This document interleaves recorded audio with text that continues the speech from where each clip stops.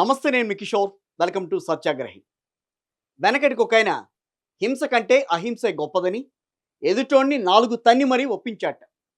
ఇప్పుడు కాంగ్రెస్ ప్రభుత్వ తీరును, పార్టీ మారి అబ్బే లేదని బుకాయిస్తున్న ఎమ్మెల్యేలను చూస్తే ఈ సామెతే మనకి స్పష్టంగా కనిపిస్తోంది, గుర్తొస్తోంది కూడా.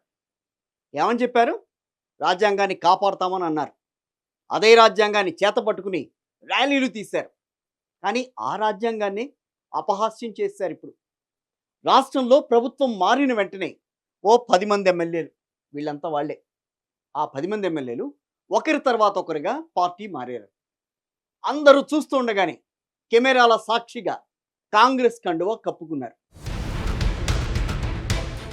ఒకసారి చూద్దాం ఏ రకంగా కప్పుకున్నారు, వాళ్ళకి ఆ తర్వాత వాళ్ళు ఏం మాట్లాడారు ఒకసారి చూద్దాం. ఇప్పుడు ఎమ్మెల్యేస్ ఇంతమంది రావడానికి కారణం ఏంటి? నాతోని దగ్గర 10 మంది ఇంకా మాట్లాడారు. 10 మంది అడిగారు. నేను చెప్పాను, కాంగ్రెస్ పార్టీలో నేను ఉన్నాను కాబట్టి నాకు తెలుసు, కాంగ్రెస్ పార్టీలో స్వేచ్ఛ అనేది మనకు sky is the limit. Congress పార్టీలో మీరు వచ్చి ఎలాంటి ఇబ్బందుల గురిగారు మేము అది బాధ్యత మేము తీసుకుంటాము. ముఖ్యమంత్రి గారిని ఎప్పుడంటప్పుడు కలవచ్చు.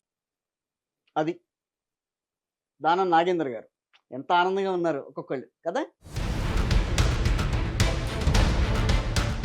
కడియం శ్రీహరి, సో వాళ్ళ అమ్మాయి కడియం కావ్య, సో వీళ్ళంతా కూడా అప్పుడు కండువాలు కప్పుకున్న వాళ్ళే వీళ్ళు. ఆయన ఎంపీ సీటు కూడా ఇప్పించుకున్నాడు. ఇప్పుడు ఈవిడే ఎంపీ బండ కృష్ణమోహన్ రెడ్డి, గద్వాల్, బీఆర్ఎస్ నుంచి కాంగ్రెస్ పార్టీలోకి వెళ్ళి కండువా కప్పుకుని చక్కగా పుష్పగుచ్చం అందించుకుని ఆయన చేత తీసుకుని వచ్చాడు ఆయన.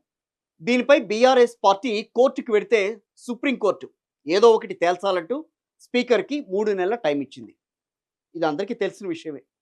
దీంతో స్పీకర్ ఏం చేయాలి? ఇప్పుడు వాళ్ళకి నోటీసులు జారీ చేశారు, సమాధానం చెప్పాలని వాళ్ళని కోరారు వెంటనే. దీనికి సదరు ఎమ్మెల్యేలు ఇచ్చిన సమాధానమే మనకి ఇవాళ టాకింగ్ పాయింట్. అదే చాలా ఫన్నీగా మారిందిట. అంటే వాళ్ళు సమాధానం ఇవ్వడమే వెరీ ఫన్నీగా మారిందనేది. ఏదో సీఎం కప్పాడు కదా అని కండువాలు కప్పుకున్నాము, ఇవన్నీ చూసాం మనం. ఏదో సీఎం కప్పాడని కండువాలు కప్పుకున్నారట. అంత పెద్ద ఆయన చేసిన కండువాలు ఆయన వేశారు కదా, అవి తీసేయడం సంస్కారం కాదు కదా. అందుకని అలాగే ఫోటోలకి పోజులు ఇచ్చాం తప్ప మేమెక్కడా కూడా పార్టీ మారలేదని అన్నారు వాళ్ళు. ఎంత ఫన్నీగా ఉంది ఇది. సో ఈ అన్ని అంశాల మీదే, వాళ్ళ అమాయకత్వం మీదే మనం ఇవాళ టాకింగ్ పాయింట్ ఎంచుకున్నాం.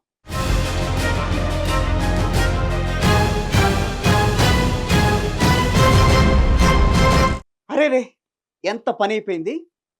పార్టీ మారిన ఎమ్మెల్యేలను మనమంతా ఎంత అపార్థం చేసుకున్నాం. కొన్ని రోజులుగా ఎన్నెన్ని మాటలు అన్నాం, ఎంతెంత అవమానించాం. గెలిచిన పార్టీని వదిలేసి వేరే పార్టీలోకి వెళ్తారా, అధికారం లేకుండా వీళ్ళు ఉండలేరా అంటూ నోరేసుకుని పడిపోయామే. చచ్చ సారీ సార్లు, ఏమనుకోకండి. మీరు ఎంత అమాయకులో మేము తెలుసుకోలేకపోయాం. సరే, మొత్తానికి అసలు ఏం జరిగిందనేది చూద్దాం. ఇప్పుడు అసెంబ్లీ ఎన్నికలు అయిపోయాయి కదా, కారు గుర్తు మీద ఎమ్మెల్యేలు గెలిచారు. వాళ్ళలో ఓ 10 మంది, అంటే ఇక్కడ ఉన్నారు చూసారా, ఈ 10 మంది ఒక్కొక్కళ్ళ పేర్లు చెప్తాను, ఒకసారి విందాం. బండ్ల కృష్ణమోహన్ రెడ్డి, సంజయ్ కుమార్, దానం నాగేందర్, కడియం శ్రీహరి, తెల్లం వెంకట్రావు, పోచారం శ్రీనివాస్ రెడ్డి, గూడెం మహిపాల్ రెడ్డి, అరికెపూడి గాంధీ, కాలే యాదయ్య, ప్రకాష్ గౌడ్. సో ఈ 10 మంది అన్నమాట. వీళ్ళంతా ఏం చేశారు? సీఎం రేవంత్ రెడ్డిని కలిశారు. ఎప్పుడైతే కాంగ్రెస్ పార్టీ గవర్నమెంట్ ఫామ్ చేసిందో వెంటనే వెళ్ళి కలిశారు. అంటే అందరూ కట్టకట్టుకుని కాదు, అప్పుడప్పుడు మెల్లిమెల్లిగా ఒకళ్ళ తర్వాత ఒకళ్ళు విడివిడిగా వెళ్ళి ఆయన దగ్గరికి వెళ్ళారు. అప్పుడే ఈ కండువాలన్నీ మనం ఇందాక చూసాం కదా, ఆ వీడియో కండువాలన్నీ కూడా అప్పుడే. మనం ఇందాక ఇద్దరవే చూసాం, మిగతా వాళ్ళకు కూడా చూపిస్తాం మేము.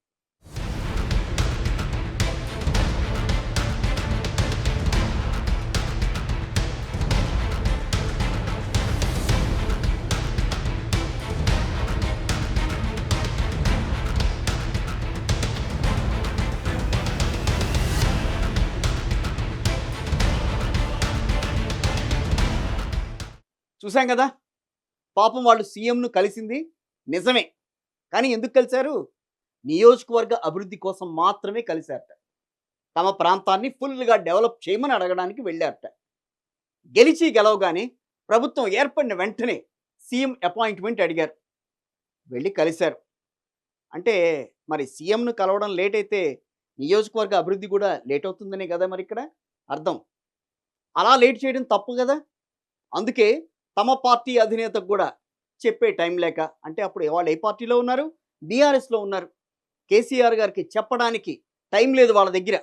హడావిడిగా వెళ్ళి కలిసి వచ్చేసారు.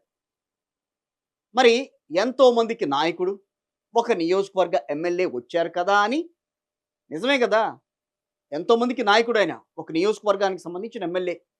ముఖ్యమంత్రి కూడా మర్యాద కోసం ఓ కండువా కప్పేశారు. అదేమో 3 రంగుల కండువా ఏట. అంత పెద్ద మనిషి, రాష్ట్ర ముఖ్యమంత్రి స్వయంగా 3 రంగుల కండువా కప్పితే తీసేస్తారా? తీయరు. తీసేస్తే అదేమన్నా సంస్కారం అనిపించుకుంటుందా? తప్పట్ల. అసలు అలా ఎవరైనా తీసేస్తారా? ఒకవేళ తీసేస్తే మనలాంటి వాళ్ళం ఏమనంటాం? ఛీ, ఏం మనిషివయ్యా, సీఎం వేసిన కండువా తీసేస్తావా అని తిడతాం. నిజమే కదా. అసలే సంస్కారవంతమైన సోపు వాడే మన ఎమ్మెల్యేలు అలాంటి సంస్కారం లేని పని ఎక్కడనే చేస్తారా? ఎన్నటికీ చేరుగాక చేరు. అందుకే సీఎం కండువా వేస్తుంటే మర్యాదగా తల వంచేసేసి అక్కడ కండువా వేయించేసుకున్నారు. చూద్దాం అది. చూసారుగా, అది ఆ మర్యాదని కంటిన్యూ చేస్తూ వేసిన కండువాను ఆ మెడలో అలాగే ఉంచేసుకున్నారు. చిక్కటి చిరునవ్వుతో ఫోటోలకు టక్ టక టక టక టక్ అంటూ పోజులు ఇచ్చేశారు.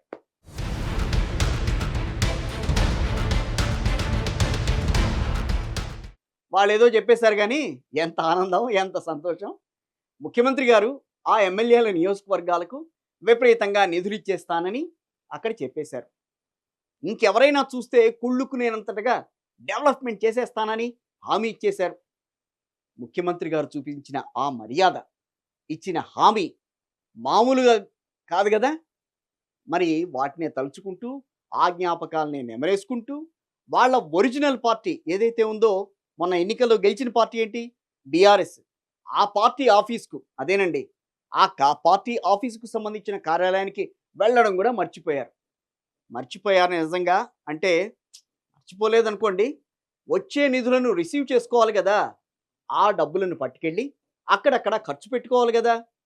అదేనండి, కష్టాల్లో ఉండే తమ నియోజకవర్గ ప్రజలకు డెవలప్మెంట్కి అవసరమైన చోట ఖర్చు పెట్టాలి కదా.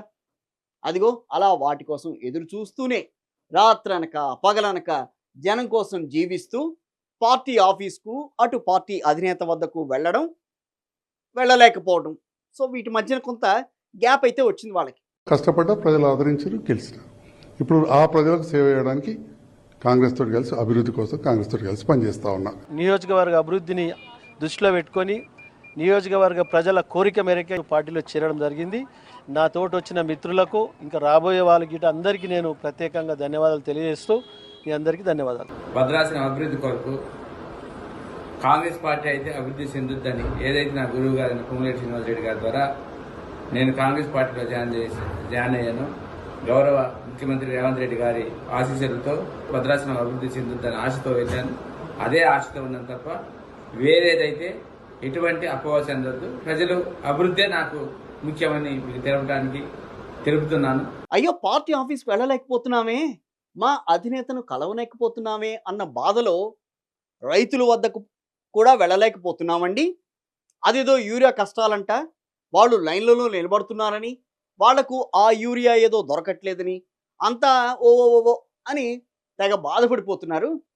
ఓవైపేమో మా పెద్ద సార్ ఉన్నారు, అదేనండి మా కండువా వేశారు చూసారా, ఆ ముఖ్యమంత్రి సార్ని రైతులను పట్టించుకోవట్లేదని మమ్మల్ని తెగ ఆడిపోసుకుంటున్నారు. ఏం ఆ మాత్రం బాధ భరించలేరా అండి మీరు? అసలు యూరియా లేకపోవడం కూడా ఒక బాధేనా అంటున్నారు వాళ్ళు. ఆ మాత్రం బాధ భరించలేరండి? మాకొచ్చిన కష్టంతో పోలిస్తే మీ కష్టమా అదో లెక్క చెప్పండి. మా బాధతో పోలిస్తే మీదొక బాధ చెప్పండి. అయినా సరే ఆ బాధనంతా పంటి బిగున భరిస్తూనే మేము మా రైతుల కోసం, ఏంటి మాకు ఓటేసిన రైతుల కోసం మా అధిష్టానాన్ని బతిమిలాడుకుంటూనే ఉన్నాం. వారి కష్టాలు తీర్చండి అని వేడుకుంటూనే ఉన్నాం మేము.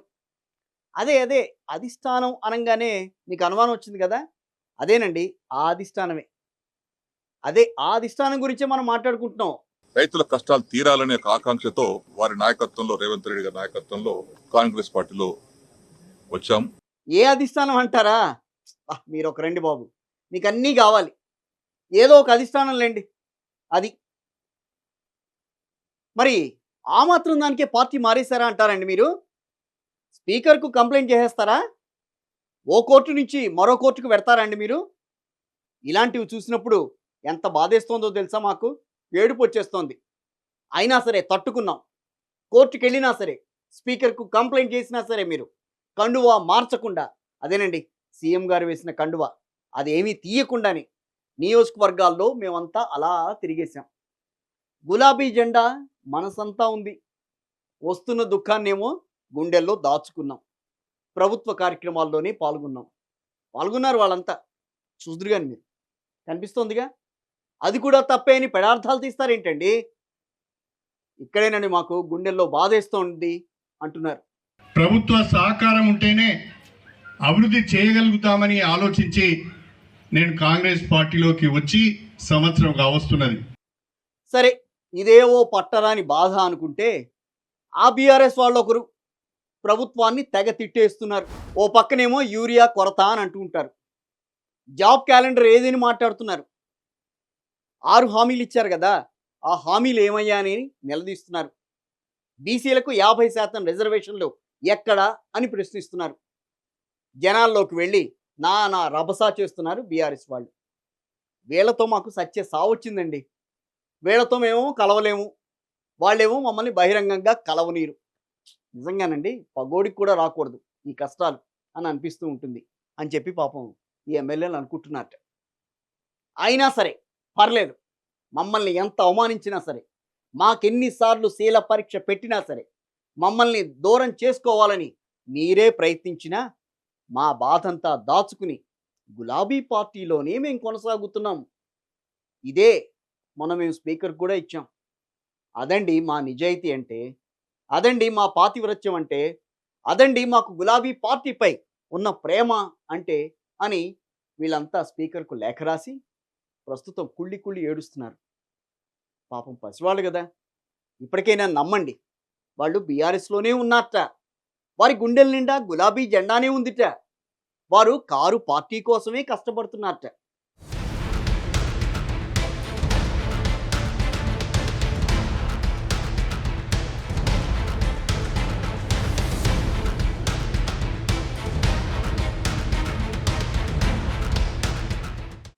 అమాయకులు ఎమ్మెల్యేలు, వాళ్ళకేమీ తెలియదు, జస్ట్ కండువా కప్పుకున్నారంతే. మనం ఆలోచించుకోవడమే తప్పుగా ఆలోచించుకున్నాం. సో ఈ ఎమ్మెల్యేలు అమాయకులు, పార్టీ మారలేదన్నా కూడా ఎవరు నమ్మరే. ఇది ఇవాళ మన టాకింగ్ పాయింట్. నెక్స్ట్ వీక్ మరొక ఇంట్రెస్టింగ్ టాపిక్తో మళ్ళీ మీ ముందుంటాను.